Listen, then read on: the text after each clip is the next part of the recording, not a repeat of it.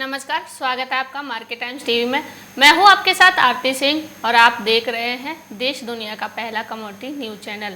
और आज हम बात करेंगे कि किस कमोडिटी में है तेजी और किस कमोडिटी में है नरमी, कौन सी फसल की क्या रही आवक और किस फसल का क्या रहा भाव। चलिए रुक कर लेते हैं खबरों की तरफ।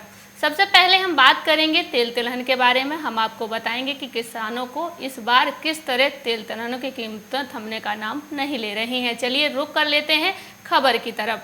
देश दुनिया में तिलहन स्टॉक कम रहने की चर्चा से स्थानीय तेल तिलहन बाजार में सोयाबीन, पामोलिन, कच्चे पाम तेल और मूंगफली तेलों के भाव 50 रुपये से लेकर 300 रुपये क्विंटल तक बढ़ गए हैं।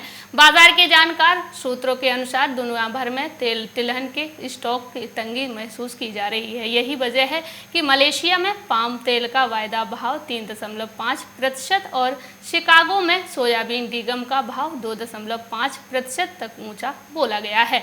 घरेलू बाजार में भी सरसों जहां उच्च स्तर पर टिकी रही, वहीं सोयाबीन और सूरजमुखी के भाव रिकॉर्ड स्तर पर बोले गए। सूत्रों का कहना है कि सोयाबीन की पैदावार अनुमान से कहीं कम बताई जा रही है। सूरजमुखी जो कुछ महीने पहले न्यूनतम समर्थन मूल्य से भी नीचे चल रही थी, अब उससे ऊपर निकलकर 6500 रुपये क्विंटल के रिकॉर्ड स्तर पर बोली जा रही है। महाराष्ट्र, कर्नाटक और आंध्र प्रदेश में भाव ऊंचे हैं, वहीं सोयाबीन की मध्य प्रदेश में फसल अनुमान से कम बताई जा रही है।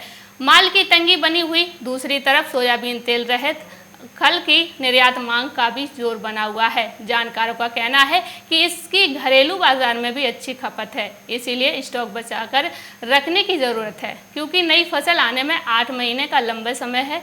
स्टॉक तंगी के चलते मूंगफली मिल डिलीवरी तेल का भाव 350 रुपये बढ़कर 14,850 रुपये क्विंटल हो गया है।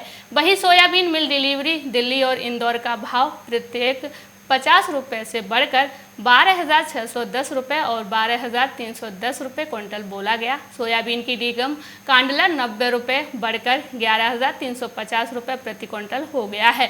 कच्चे पाम तेल कांडला 100 रुपये और बिनौला हरियाणा मिल डिलीवरी का भाव 150 रुपये बढ़कर 10,620 रुपये और 11,500 रुपये क्विंटल बोला गया। ये तो बात की थी तेल तिलहन की। अब आगे बढ़ते हैं और नज़र डाल लेते हैं अगली खबर की तरफ, जो चीनी की है। हम आपको बताएंगे कि चीनी का उत्पादन इस वर्ष बढ़ सकता है। आइए जान लेते हैं कि आखिर पूरी खबर क्या है। पेराई सीजन 2020-21 में देश के चीनी उत्पादन 12 से 14% बढ़ोतरी के साथ 31.5 मिलियन टन होने की संभावना है। 2020-21 के लिए देश भर में गन्ना क्षेत्र 5.23 मिलियन हेक्टेयर पर आंका गया है, जो पिछले वर्ष के 4.87 मिलियन हेक्टेयर से लगभग 7% अधिक है। महाराष्ट्र और कर्नाटक द्वारा चीनी उत्पादन में बढ़ोतरी होने की संभावना है, जबकि गुजरात में गन्ने की खेती के क्षेत्र भी मध्यम बढ़ोतरी हुई है। देश के जैसे सबसे बड़ी चीनी उत्पादन राज्य उत्तर प्रदेश में उत्पादन मामूली सी गिरावट की संभावना बताई जा रही है। इसका मुख्य कारण गन्ने की खेती के क्षेत्र में मामूली गिरावट और राज्य में लाल सड़न रोग लगने बताया जा रहा है। सूत्रों का कहना है कि गुड़ और खंडसारी व्यवसायों की सामान्य सेवा फिर से शुरू होने के कारण पिछले सीजन के स्तरों की तुलना में चीनी उत्पादन में गिरावट आने की संभावना बताई जा रही है। हालांकि उत्तर प्रदेश में आने वाले मौसम में स्थिति में सुधार होने की संभावना है, क्योंकि किसान तेजी से उपज देने और अत्यधिक प्रतिरोधी किस्मों के गन्ने फसल कर रहे हैं। तमिलनाडु में 2020-21 के लिए गन्ना और चीनी उत्पादन में मामूली गिरावट की संभावना है। अन्य राज्यों में उत्पादन पिछले सीजन के स्तर के अनुरूप रहने की संभावना जताई जा रही है, क्योंकि कोई बड़ा बदलाव नहीं देखा गया है। ये तो हमने आपको बताया चीनी के बारे में। चलिए आगे बढ़ते हैं और रुक कर लेते हैं अगली खबर की तरफ, जो हल्दी की आई है। चलिए नजर डाल लेते हैं खबर की तरफ। हल्दी में लगातार कारोबार के तीसरे दिन अपर सर्टिक लगा है। जनवरी से अब तक हल्दी के भाव में करीब 40% की बढ़त देखने को मिल रही है। NCDX पर हल्दी का भाव अगस्त 2016 के लेवल पर पहुंच गया है। वहीं धनिया में भी मजबूती पर कारोबार हो रहा है, लेकिन जीरा में भी थोड़ी सी मजबूती नजर आ रही है। इधर खाने के तेल में भी जोश नजर आ रहा है। NCDX पर सोयाबीन का भाव रिकॉर्ड स्तर पर पहुंच चुका है। वहीं सरसों में भी जोरदार तेजी देखने को मिल रही है। मलेशिया के अच्छे एक्सपोर्ट आंकड़ों से CPO में भी बढ़त देखी जा रही है। ये तो हमने आपको बताया हल्दी के बारे में। अब चलिए आगे बढ़ते हैं और रुक कर लेते हैं अगली खबर की तरफ, जो बासमती चावल की है। हम आप नज़र डाल लेते हैं खबर की तरफ। गोरखपुर में भारत के बासमती चावल की पड़ोसी देश नेपाल के साथ ही भारत के विभिन्न शहरों में मांग बढ़ी है, जिसके चलते बासमती के मूल्य में एकाएक उछाल आ गया। माह भर के अंदर प्रति किलो 10 से 20 रुपए की बढ़ोतरी हुई है। पहले बासमती का मूल्य 80 रुपये किलो था, अब यह बढ़कर 90 से 100 रुपये प्रति किलो हो गया है। इस मूल्य की बढ़ोतरी का असर बाजार से लेकर गांव तक दिखने लगा है। जो किसान 8,000 क्विंटल बासमती चावल बेचते थे, अब उन्हें 9,000 से 10,000 रुपये दाम मिल रहा है। बेहतर मूल्य मिलने से जिन किसानों ने अपने घर बासमती का भंडारण किया था, उनकी बाँचें खिल गई हैं। जैसा कि हमने आपको बताया बासमती चावल के बारे में, अब आगे बढ़ते हैं और रुक कर लेते हैं अगली खबर की तरफ, जो खाद्य तेलों की है। चलिए नज़र डाल लेते हैं खबर की तरफ कि आखिर पूरी खबर क्या है। अब सब्जी और दाल में सरसों के तेल का तड़का लगाना आसान नहीं होगा। महीने भर में ही सरसों के तेल के भाव आसमान छूने लगे हैं। वहीं घर की रसोई में काम आने वाले अन्य खाद्यों के दाम में काफ़ी बढ़ोतरी हो रही है। इसके चलते हर किसी की रसोई पर महंगाई की मार पड़ रही है।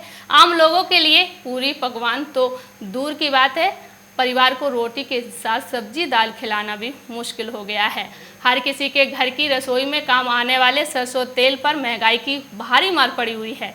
महीने भर में सरसों के तेल की कीमत काफ़ी उछाल मार गई है।